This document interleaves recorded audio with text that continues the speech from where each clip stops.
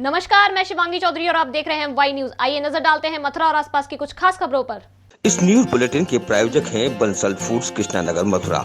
स्वादिष्ट भोजन का एकमात्र स्थान बंसल फूड्स। उत्तर प्रदेश के ऊर्जा मंत्री श्रीकांत शर्मा ने मथुरा कलेक्ट्रेट स्थित सभागार में जिला प्रशासन के अधिकारियों के साथ कोविड कंट्रोल को लेकर बैठक की। इस दौरान ऊर्जा मंत्री श्रीकांत शर्मा ने सभी अधिकारियों से कोरोना संक्रमण को रोकने के लिए किए जा रहे कार्यों की समीक्षा की, साथ ही आगामी स्थिति को नियंत्रण करने के लिए सुझाव भी मांगे। श्रीकांत शर्मा ने जनपद में कोविड सेंटर बढ़ाने के निर्देश दिए, साथ ही स्वर्ण जयंती अस्पताल जाकर स्थलीय निरीक्षण किया। यहाँ पर कोविड-19 सेंटर बनाया जा रहा है, जिसकी तैयारियां जिला प्रशासन द्वारा की जा रही है। ऊर्जा मंत्री श्रीकांत शर्मा ने कहा कि सभी लोग कोरोना वायरस को लेकर सचेत रहें। उन्होंने कहा कि बेड बढ़ाए जा रहे हैं, ऑक्सीजन बेड की व्यवस्था भी की जा रही है, जिससे किसी भी व्यक्ति को परेशानियों का सामना न करना पड़े। प्रधानमंत्री भी राज्य सरकारों का सहयोग कर रहे हैं और राज्य सरकार भी अपने स्तर पर काम कर रही है। देखिए, सभी लोग पूरी मेहनत से इस महामारी को परास्त करने में लगे हैं और ये एक महामारी है। जनता के सहयोग से इस महामारी को हम लोग निश्चित रूप से परास्त करेंगे। ये जो सेकेंड ये कोविड की वेव है, ये बहुत ज़्यादा खतरनाक है। हम एक ऐसे दुश्मन से लड़ रहे हैं जो अदृश्य है और वो अलग अलग तरीके से हम पर हमला कर रहा है। तो इसमें जो सजगता बहुत आवश्यक है। जो कोविड की गाइडलाइंस हैं, उनका हम सब लोग व्यक्तिगत तौर पर उनका अनुपालन करें।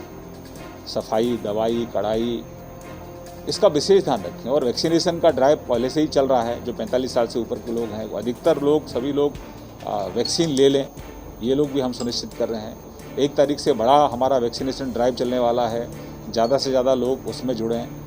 कोशिश हमारी ये है कि इस महामारी को हम सब एकजुट होकर परास्त करें। शासन प्रशासन पूरी मुस्तैदी से अपने काम में लगा है। कमियाँ भी हैं, कहीं ऑक्सीजन की कमी आ रही है, कहीं दवाई की कमी आ रही है, हम इसको नकार नहीं रहे, लेकिन इस कमी को भी पूरा करने की जिम्मेदारी हमारी है। उस कमी को भी हम लोग पूरी कर रहे हैं। हमारे यहाँ ट्रेन चल रही हैं, हम बाहर से भी एयरफोर्स की पूरी मदद भी ले रहे हैं। तो आदरणीय प्रधानमंत्री जी पूरे प्रयास में है कि राज्यों को पूरी मदद दी जाए। राज्य भी अपने स्तर पर लगातार प्रयासरत हैं। कोशिश है पूरे सब लोगों की कि हम अपने लोगों को कैसे बचा पाएँ, और निश्चित रूप से हम जनता के सहयोग से अपने लोगों को इस महामारी से बचाएंगे और इस महामारी को हम लोग परास्त करेंगे। कोरोना महामारी के कारण एक तो वैसे ही लोग आर्थिक संकट से जूझ रहे हैं, ऐसे में किसी के साथ हजारों रुपए की ठगी हो जाए तो उस पर क्या बीतेगी। ऐसा ही दर्द सोमवार को कोतवाली में अपनी फरियाद लेकर आए दंपति के चेहरे पर भी देखा जा सकता है। यह पीड़ित दंपति ग्राम छठीगरा निवासी नीरज और उसकी पत्नी रेशमा है। पीड़िता रेशमा के अनुसार वह छठीगरा तिराया स्थित भारतीय स्टेट बैंक के एटीएम पर रुपए निकालने गई थी। इसी बीच आए 4 शातिरों ने चतुराई के साथ उसे बातों में लगाकर उसका एटीएम कार्ड बदलकर पिन नंबर देख लिया और उसे दूसरा एटीएम देकर वहां से फरार हो गए। कुछ देर बाद उसके अकाउंट से 38,000 रुपए निकलने की जानकारी मिली, जो कि उसके एटीएम कार्ड से मेरठ से निकाले गए थे। पीड़िता का आरोप है कि पुलिस द्वारा उसकी मदद करने के बजाय कभी साइबर क्राइम सेल मथुरा, कभी वृंदावन कोतवाली तो कभी जैत चौकी के लिए कहकर चक्कर कटवाए जा रहे हैं। हमारे एटीएम से पैसे निकल गए हैं। कितने रुपए? 48। 38? हाँ। कहाँ से निकले थे? एटीएम छठीगरा चौराहे से। अच्छा, आप थाने आई, आपने पुलिस को शिकायत दी? शिकायत की, उन्होंने हमें मथुरा भेजा था। मथुरा से फिर हमें यहाँ भेज दिया। उन्होंने कह दिया नहीं, थाने से काम होगा। आप थाने से हमें जैत चौकी भेज रहे हैं, ऊपर रहेंगे। अब हम कहाँ जाएँ। बलदेव थाना के अंतर्गत चौथाई मोहल्ले के रहने वाले 18 वर्षीय कन्हैया लाल का गांव के ही रहने वाले पड़ोस के कुछ लोगों से किसी बात को लेकर झगड़ा हो गया था, जिसके बाद 2 अप्रैल को कन्हैया छाता थाना क्षेत्र के अंतर्गत खायरा गांव में अपनी बुआ गुड्डी देवी के यहाँ रहने के लिए चला गया, जहां से 18 अप्रैल को संदिग्ध परिस्थितियों में कन्हैया कहीं गायब हो गया, जिसके बाद अगले दिन कन्हैया का शव छाता में ही खेतों में पड़ा हुआ मिला। परिजनों ने हत्या की आशंका जताते हुए कन्हैया का जिन लोगों से झगड़ा हुआ था उनके खिलाफ तहरीर देकर कार्रवाई की मांग की, जिस पर पुलिस ने मामला दर्ज कर घटना की जांच शुरू कर दी। कई दिन बीत जाने के बाद भी अभी तक किसी भी आरोपी की गिरफ्तारी नहीं हो सकी है और आरोपी पीड़ित परिवार को राजीनामा कराने का दावा बनाते हुए धमकियां दे रहे हैं, जिसके चलते पीड़ित परिवार न्याय के लिए पुलिस के आला अधिकारियों के कार्यालय के चक्कर काट रहा है। मैं सर, मेरा ये साला लगता था जो कन्हैया लाल जी, इसका अपहरण कर लिया था इन्होंने 18 तारीख को ये लक्ष्मीकांत रामू राहुल किस बात को लेकर केदारी कर लिया था? कोई पहले होली के पहले झगड़ा हो गया था इन्होंने 28 तारीख को। तो इन्होंने कहा कि हम तेरे को जान से मार देंगे और हम तेरे को जिंदा नहीं छोड़ेंगे। तो उन्होंने डर की वजह से अब उस लड़के को अपनी बुआ के यहाँ छोड़ दिया था, गुड्डी देवी के यहाँ। तो खैरा से उन्होंने उसका 18 तारीख को अपहरण कर लिया, लेकिन हमने गुमशुदगी की रिपोर्ट दर्ज कराई थाना छाता में। तो उन्होंने कहा कि भाई ठीक है हम तलाश करते हैं, देखते हैं। तो लेकिन 20 तारीख को उन्होंने मार करके और उस बच्चे को मोहन कुमेरिया के खेत में डाल दिया। तो हमने देखा तो मतलब हम घबरा गए थे, तो हमने FIR दर्ज कराई। अच्छा, अब इसमें FIR हो गई है, अब क्या मामला, किस मामले को लेकर? अभी अब इसमें कोई जांच आगे नहीं चल रही है, कोई कातिलों तक हम नहीं पहुंच पाए। हमें कातिलों की तलाश है, अभी कोई गिरफ्तार नहीं हुआ है। हमें जल्द से जल्द न्याय की। पुलिस अधिकारियों से मिले, क्या आश्वासन मिला? अभी से हम किसी भी अधिकारी से नहीं मिले, ऐसे हिसाब से मिले। उन्होंने कहा हम थोड़े दिन में ही इसकी गुत्थी सुलझा देंगे। जहां एक और कोरोना वायरस के चलते होने वाली मौतों का ग्राफ बढ़ता ही जा रहा है, ऐसे में भी मुनाफे के लिए कुछ लोग ऑक्सीजन की कालाबाजारी से बाज नहीं आ रहे हैं, जिसे देखते हुए शासन प्रशासन ऐसे लोगों के विरुद्ध कठोर कार्रवाई करने में जुट गया है। ऐसा ही एक मामला जनपद मथुरा से सामने आया है, जहां ऑक्सीजन की कालाबाजारी कर रहे एक व्यक्ति को पुलिस ने गिरफ्तार कर लिया है। इस बारे में जानकारी देते हुए SP सिटी मार्तंड प्रकाश सिंह ने बताया कि 24 अप्रैल को जिला डिप्टी कमिश्नर जिला उद्योग रामेंद्र कुमार की तहरीर पर पीयूष अग्रवाल, जो कि अग्रवाल गैस एजेंसी के मालिक हैं, आम ग्राहक बनकर उन्होंने उनसे फ़ोन पर बात की और वह 300 रुपये का सिलेंडर 1500 रुपये में देने के लिए तैयार हो गए। उसी ऑडियो के आधार पर पीयूष अग्रवाल के खिलाफ मामला दर्ज किया गया है। इस दौरान SP सिटी मार्तंड प्रकाश सिंह सख्त लहजे में कहा कि अगर कोई भी व्यक्ति इस तरह के कृत्य में लिप्त पाया जाएगा तो उसके विरुद्ध कठोर कार्रवाई की जाएगी। हाँ, दिनांक 24 को जिला डिप्टी कमिश्नर जिला उद्योग रामेंद्र कुमार की तहरीर पर उन्होंने एक पीयूष अग्रवाल हैं, जो अग्रवाल गैस के मालिक हैं, उनसे टेलीफोन पे बात की और 300 का सिलेंडर 1500 देने में वो तैयार हुए। उसी ऑडियो के आधार पे उनके खिलाफ, पीयूष अग्रवाल के खिलाफ 269, 270, 3 महामारी अधिनियम और आपदा प्रबंधन अधिनियम की धारा 52 के तहत अभियोग पंजीकृत किया गया है, विवेचना की जा रही है। सर, प्रशासन आगे भी इस तरह की कार्रवाई? बिल्कुल, कालाबाजारी करने वालों के खिलाफ पूरी सख्ती से कार्रवाई होती रहेगी। तो इस तरह के कृत्य में लिप्त हैं, क्या संदेश देना चाहेंगे? इन ऐसे इस समय महामारी के समय अगर कोई अपना हित सोच रहा है तो बहुत ही गलत सोच रहा है और उस पर हम लोग अपनी नज़र रखे हुए हैं और इनके खिलाफ सख्त कार्रवाई की जाएगी, ये सब ध्यान रखें। मथुरा के थाना नौझील क्षेत्र के अंतर्गत आने वाले गांव भेरई का निवासी पीड़ित परिवार ने जानकारी देते हुए बताया कि उसकी पुत्री कल दवा लेने जा रही थी। इसी दौरान गांव के ही रहने वाले नामजद युवक ने पुत्री के साथ छेड़छाड़ की। जब पुत्री ने शोर किया तो वो घर से बाहर निकल गए और आरोपी युवक धमकी देते हुए फरार हो गए, जिसके बाद पीड़ित माता पिता अपनी पुत्री को लेकर आरोपी युवक के घर शिकायत करने पहुंचे, जहां उल्टा ही आरोपी युवक के परिजनों ने उसकी और उसकी पत्नी की पिटाई कर दी। जिसके बाद पीड़ित परिवार न्याय पाने की आस में स्थानीय थाने पहुंचा, लेकिन वहां भी कोई सुनवाई नहीं हुई। जिसके बाद पीड़ित परिवार ने न्याय पाने के लिए वरिष्ठ पुलिस अधीक्षक का दरवाजा खटखटाया है, जहां उसने एक शिकायती पत्र सौंपकर आरोपी युवक और उसके परिजनों के खिलाफ कार्रवाई की मांग की है। मेरी लड़की से छेड़छाड़ की है। किसने की है, क्यों की है? मेडिकल से दवा लेने जा रही, रास्ते में घर से ही निकली, तभी उसने छेड़खानी की। लड़की ने आवाज़ लगाई, हम आए घर से, तो हम उसके घर शिकायत करने गए। फिर थोड़ी देर बाद वो सारे लोग लाठी डंडा ईंट पत्थर से मेरे घर में घुसकर मेरी लड़कियों, मुझे और मेरे पति को पीट कर घायल कर दिया। मेरे सिर में चोट है, खून बह रहा है, तो हाथों में, कमर में, पैर में चोट है। अच्छा, मारपीट क्यों की गई? कि हमारे लड़के की क्यों कर रही है ऐसे छेड़खानी की? अच्छा। मथुरा भरतपुर रोड स्थित जाजम पट्टी पर हकीमपुर के रहने वाले जितेंद्र उर्फ लाला को एक मैक्स पिकअप गाड़ी ने टक्कर मार दी, जिससे वह गंभीर रूप से घायल हो गया। तो वहीं राहगीरों ने घटना की जानकारी पुलिस को दी।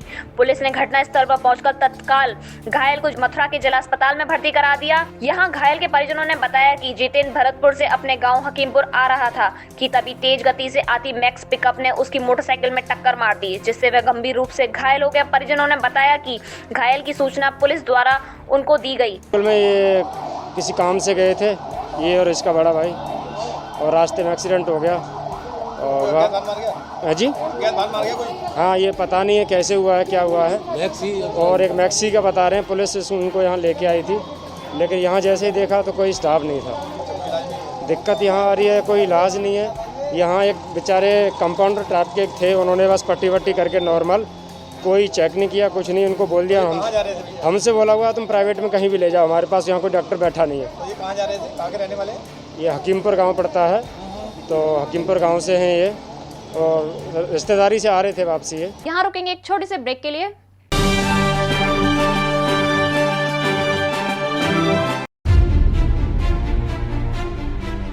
हम पूछेंगे सवाल, मतलब कोरोना का कोई भय नहीं है आपके अंदर? आप देंगे जवाब। क्या कोरोना से डर नहीं लग रहा आपको? नहीं। हर सवाल में होगा रोमांच।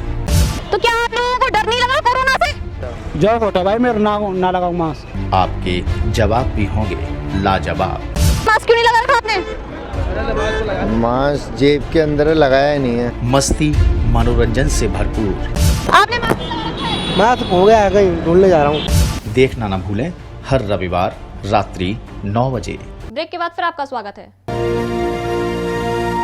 त्रिस्तरीय पंचायत चुनाव के तीसरे चरण का मतदान कासगंज में सकुशल संपन्न कराया गया, जहां मतदाताओं में खासा उल्लास देखने को मिला। सुबह से ही वोटर वोट डालने के लिए लाइन में लग गए और बारी बारी से वोट डाले। इस दौरान पुलिस व्यवस्था दुरुस्त रही। मतदान के दौरान पहला वोट डालने वाली युवतियों ने हर्ष जताया और लोगों को अधिक से अधिक मतदान करने के लिए जागरूक किया। हाँ, पहली बार डाला है। क्या महसूस कर रही हैं आप? अच्छा फील हो रहा है। पहली बार वोट डाला है, तो क्या कहना चाहेंगे इस बारे में? आज मैंने वोट डाला है, आज मुझे वोट डाल के बहुत खुशी हुई, अच्छा लग रहा है। और मैं ज़्यादा से ज़्यादा लोगों से अपील करूँगी कि वो वोट डालें, मतदान करें। जी। क्या महसूस कर रही हैं आप मतदान के दौरान? अच्छा महसूस कर रही हूँ, और पहली बार मेरा वोट बना है, तो मुझको एक्साइटमेंट है वोट डालने की। और सभी मतदाताओं से विनम्र निवेदन है कि वो भी वोट दें। आपको वोट डालकर कैसा लगा था? अच्छा फील हुआ था मेरे को, पहली बार वोट, तो अच्छा ही लगेगा। कासगंज जनपद के पटियाली कोतवाली क्षेत्र के ग्राम प्रतापपुर में वोट मांगने के दौरान वोटर ने जब वोट देने से इनकार कर दिया, वहीं गुस्साए प्रत्याशियों के समर्थकों ने रविवार की रात करीब 8:30 बजे फायरिंग कर दी, जिसमें आमोद पुत्र सत्यवीर की मौके पर ही मौत हो गई। घटना में ब्रजराज उर्फ भीम व राजीव पुत्रगण राजेंद्र घायल हो गए। मृतक के पिता सत्यवीर ने गाँव के शिव मंगल, बलराम, लालू, आशीष व संदीप के विरुद्ध फायरिंग कर बेटे की हत्या का आरोप लगाया है। गोली आमोद की छाती में लगने से उसकी मौके पर ही मौत हो गई। घटना की सूचना पर एसपी, एएसपी व सीओ पुलिस टीम के साथ घटनास्थल पर पहुंच गए। कोतवाली पुलिस ने मृतक के शव को पोस्टमार्टम के लिए भेजा व घायलों को उपचार के लिए। ये घटना, हम खेत से 4-5 लोग आ रहे थे, तो ये लोग वोट मांग रहे थे, तो वोट हमसे भी मांगे, तो हमने इनके मांगने का तरीका हमें अच्छा नहीं लगा, तो इन्होंने हमको गाली गलौज दी। तो हमने गाली गलौज देने पे इनसे कही, हम गाली गलौज क्यों दे रहे हो? तो इन्होंने एकदम मानो मात तोड़ स्टार्ट करी और फायरिंगबाजी करने लगी। तामे हमारे लड़का के गोली लग गई, वो मानो ख़त्म हो गई। और एक लोग के जांग में लगी, मानो सिर पे लग के वो रपटती हुई चली गई। जो शिवमंगल सिंह, लालू और कमांडर, और 2 सनी और संदीप हमने 5 लोगों के खिलाफ दी है। गोली कांड का ये मामला कि हम लोग अपने घर पर बैठे थे, ये लोग आए दूसरी पक्ष वोट मांगने के लिए, हम लोगों ने वोट देने से इनकार कर दिया। इतने में तैस में आकर इन्होंने गोली चला दी, जो हमारा एक भाई चाचा का लड़का ख़त्म हो गया, दूसरे भाई के जांग में गोली लगी है, तीसरे भाई के सिर में गोली लगी है। मामले में कुछ बाहर के भी लोग बताए जा रहे हैं? बाहर के लोग? बाहर को कोई ना, सब हमारे गांव के थे। फायरिंग करने में मसला कौन से यूज हुआ है? पिस्टल वगैरह यही है।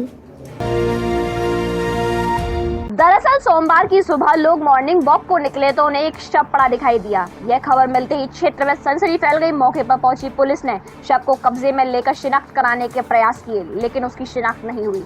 थक हार कर पुलिस ने पोस्टमार्टम के लिए भेज दिया। स्थानीय लोगों ने बताया कि युवक के चेहरे पर लगे चोट के निशान को देखकर ऐसा प्रतीत होता है कि किसी ने उसकी हत्या कर शव को यहाँ लाकर फेंक गया है। महसूस किया, हमने सुबह देखा तो इसको देख के हम भी हपा हो गए और क्या कहते हैं, हमने इसकी सूचना तुरंत पुलिस को दी 112 पे, और फिर इसके बाद यहाँ पे और भी लोग आए, फिर इसकी बाद सूचना आपको मिली। बस यही देख के हम खुद घबरा गए, हमने पता नहीं कहाँ का अज्ञात में अभी तक कोई कैसा प्रतीत हो, हत्या करके फेंका गया है, कैसा लग रहा है? अभी हत्या करके फेंका गया है, ये हमें तो ऐसा लग रहा है, ना कोई अभी कार्रवाई ना कोई कुछ, अभी कुछ पता ही नहीं चल रहा कहाँ का है।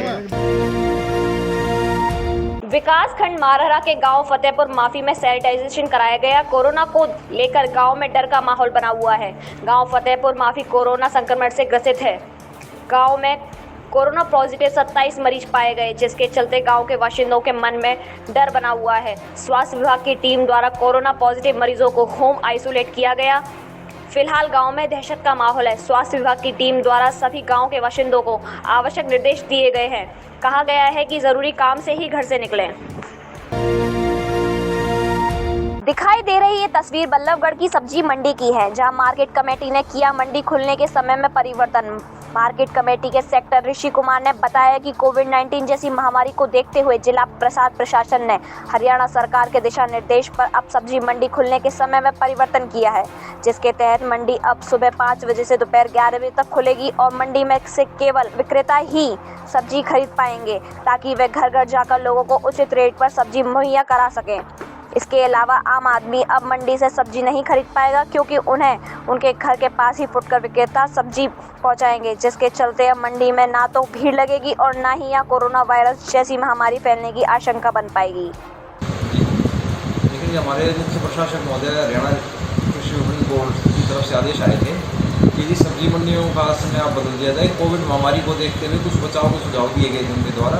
उन्हीं में से एक ये था कि सब्जी मंडी का टाइम सुबह 5 बजे से दोपहर 11 बजे तक का रखा जाए और उसके बाद मंडियों में कोई कामकाज सब्जी मंडियों के अंदर ना हो।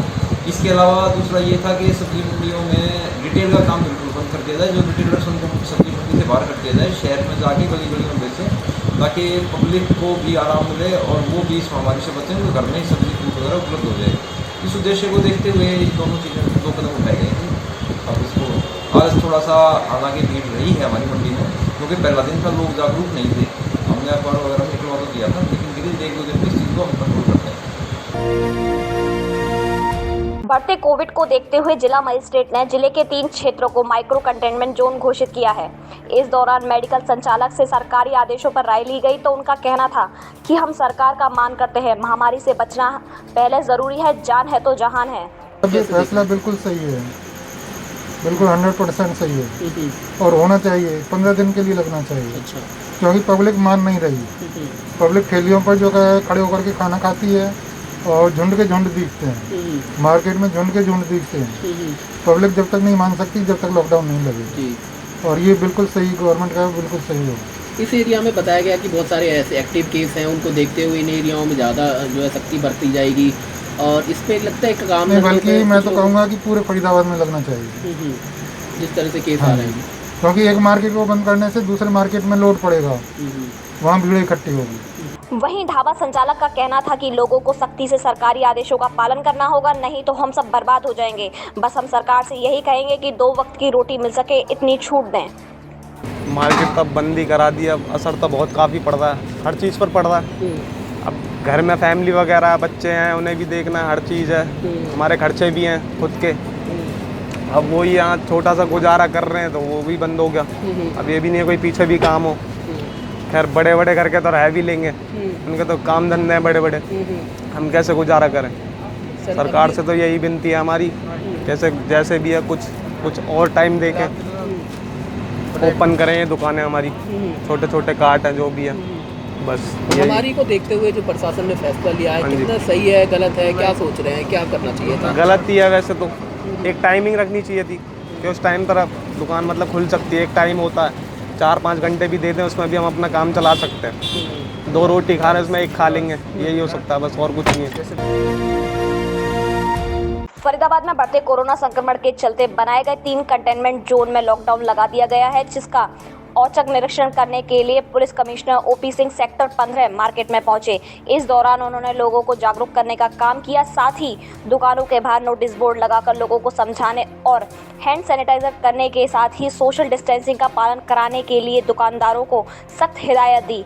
इतना ही नहीं, पुलिस आयुक्त ने उदाहरण देते हुए कहा कि जब हमें मच्छर काटते हैं तो बचाव के लिए हम मच्छरदानी का प्रयोग करते हैं, वैसे ही कोरोना से बचाव के लिए मास्क, 2 गज की दूरी का प्रयोग करें, जिससे हम सब सुरक्षित रह पाएंगे। देखिए 3 जोन है जहाँ की केसेस थोड़े ज़्यादा थे और वहाँ होम आइसोलेशन में पेशेंट्स हैं, तो वहाँ पर सरकार का फैसला हुआ कि लॉकडाउन लगाया जाएगा। तो लॉकडाउन का मतलब है कि जो एसेंशियल सर्विसेज है, सब दवाई है, ग्रोसरी है, तो वो तो चलती रहे, वो दुकानें खुली रहेगी, बाकी बंद रहेगी। और जो इंडस्ट्रियल एक्टिविटी है उस पर कोई अभी प्रतिबंध नहीं है। तो हम ये पूरा कोशिश कर रहे हैं कि इस जोन में जो है मूवमेंट रेगुलेटेड हो, जिससे कि संक्रमण कोरोना का नहीं हो। सर, तो बैंकों में गए आप, वहाँ पर नोटिस चिपकाने की बात कही है जाके, ताकि भीड़ भाड़ ना रहे, लोगों को समझ भी आए, जागरूकता भी रहे। मैं हमने कहा कि अपनी जो लोग खुले हुए हैं, कोई पूछे आपने लॉकडाउन में क्यों बंद खोल रखा है, तो नोटिफिकेशन रहे तो इसलिए खोल रखा है। फिर हमने उनको कहा है कि भाई अपना सोशल डिस्टेंसिंग का मार्कर वगैरह लगाइए और लोगों को मास्क पहनने के लिए इनकरेज करिए, हैंड वॉश का सैनिटाइजर रखिए। तो लगे हुए किसी तरीके से स्थिति पर नियंत्रण बनाए रखी जाए और इसको भगाया जाए। कुछ लोगों से कुछ संदेश, कुछ अपील सर, कुछ ऐसा कुछ जो देखिए बड़े सीधी सी बात है, जैसे मच्छर था या है, उससे बचने के लिए मच्छरदानी लगाते हैं कि नहीं, तभी बचाव होता है। माने कोरोना है तो नाक और मुंह से यह ट्रांसमिट होता है। जो नाक और मुंह से ट्रांसमिट होता है तो फिर कैसे बचे? एक हो गया कि इसको ढक लीजिए तो बचाव होगा। दूसरा, कहीं छूने से ना लग जाए, हाथ साफ करते रहिए। दूसरा कि ये बहुत दूर तक ट्रेवल नहीं करता है मुंह से निकलने पर, तो 2 गज की दूरी पर रहिए। तो ये अगर इसको फॉलो करें, एक हम सेफ्टी बबल में रहते हैं। नमस्कार दोस्तों, मैं मोहित गोस्वामी और आप देख रहे हो वाई न्यूज। इस वक्त हम खड़े हुए हैं सकरवा में प्रधान प्रत्याशी जी के साथ। आइए करते हैं कुछ खास बातें, क्या कुछ है इनके वादे। जी, क्या नाम है आपका? मेरा नाम चंद्रवान सिंह साहब। अच्छा, आज प्रधानी प्रत्याशी की उम्मीदवार को लेकर आप खड़े हुए हो, किन सोचों के साथ में खड़े हुए हो? हमारे यहाँ साहब काफ़ी समस्याएं ऐसी हैं जो काफ़ी समस्याओं के सामने बस्ती की सेवा काज हम साहब खड़े हुए हैं। और समस्याओं काफ़ी ऐसी हैं कि ना हमारे गांव में कोई पशु चिकित्सा हॉस्पिटल है, ना कोई एम्बुलेंस की ढंग से सुविधा है, ना कोई हमारे पानी की सुविधा। टंकी तो बनी हुई है लेकिन वहाँ में कोई मोटर फूकी पड़ी है, कहूँ कछुएरो, पानी की सुविधा ढंग से नहीं है। कहीं राजस्थान में घोंटू खाँचे है रहे, कहीं ऐसी समस्या काफ़ी है। सो इस उद्देश्य से साहब हम कोई भलाई बस्ती की है जाए, इस वजह से। अच्छा, कहा जाता है पढ़ाई में भी गांव बहुत पीछे रह जाता है, उसके लिए पढ़ाई के लिए क्या योगदान रहेगा? पढ़ाई में साहब हमारे यहाँ समस्या ऐसी है, मास्टर कभी टाइम पे आ रहे हैं, कभी ना आ रहे, कछु पढ़ा रहे हैं, कछु ना पढ़ा रहे, टाइम से नहीं आ रहे, काफ़ी समस्या है। अच्छा, देखा जाए कहीं कहीं खांचे हैं, लोग बाग आने जाने में परेशानी होती है, नालियाँ टूटी हुई हैं। प्रधानी पिछले वर्ग के जो प्रधान प्रत्याशी जी हैं उनके बारे में हम कुछ नहीं कहना चाहते, वादे लोग करते हैं लेकिन निभाते कोई नहीं, उसके ऊपर क्या कहना चाहोगे? पिछले प्रधान आड़तिया आए साहब, आड़त के वजह से वे कछु बेचारे कछु नहीं कर पाए, आड़त से संभाले या प्रधानी करे बेनपन जी, इस वजह से नहीं हुआ है। 72 लाख या जन कितने लाख रुपए वापस सरकार के वापस चले गए। अच्छा, 72 लाख 52 लाख वो तो चलिए सरकार का पैसा है, ना तो आप मार सकते हैं ना हम मार सकते हैं, लेकिन कहा जाता है ना तो गांव के अंदर कोई डॉक्टर बढ़िया है और ना ही कोई हॉस्पिटल, उसके लिए क्या योगदान रहेगा आपका? आपको साहब हम तो सरकार से निवेदन करेंगे, हम पर कोई पद आ जाए तो हम सरकार के रिक्वेस्ट करेंगे कि हमारे यहाँ ये सुविधा होए। ना कोई पशु चिकित्सालय हॉस्पिटल है, ना कोई ऐसी खास कोई भी ऐसी समस्या हमारे गांव में ऐसी हृदय बनी जो ना है। बस्ती की कृपा है जाए, मैं तो ये चाहूँ बस्ती में कोई बढ़िया योग्य डॉक्टर हमारे यहाँ मिल जाए, हमें तो बाकी योगदान चाहिए हमें सरकार द्वारा। सभी से हाथ जोड़ के निवेदन है, हम तो समस्या ज़्यादा है, एम्बुलेंस है, कोई बढ़िया डॉक्टर है, ये हमें ज़रूरी है सर। कोई भले आदमी कोई भी गलती हम पे है वो माफ़ करके ने हम जैसे बढ़िया आदमी को ने योगदान दे जाते हम तुम्हारी सेवा कर सकें। फिलहाल इस बुलेटिन में इतना ही। देखते रहें वाई न्यूज़। नमस्कार।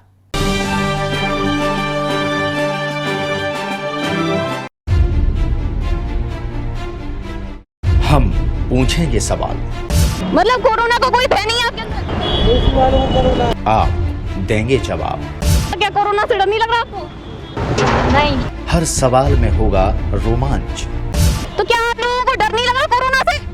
जो होता भाई मेरा ना लगाओ मास्क। आपके जवाब भी होंगे लाजवाब। मास्क क्यों नहीं लगा रखा आपने? मास्क जेब के अंदर लगाया नहीं है। मस्ती मनोरंजन से भरपूर। आपने मास्क लगा रखा है? मास्क हो गया है, कहीं ढूंढने जा रहा हूँ। देखना न भूलें हर रविवार रात्रि 9 बजे।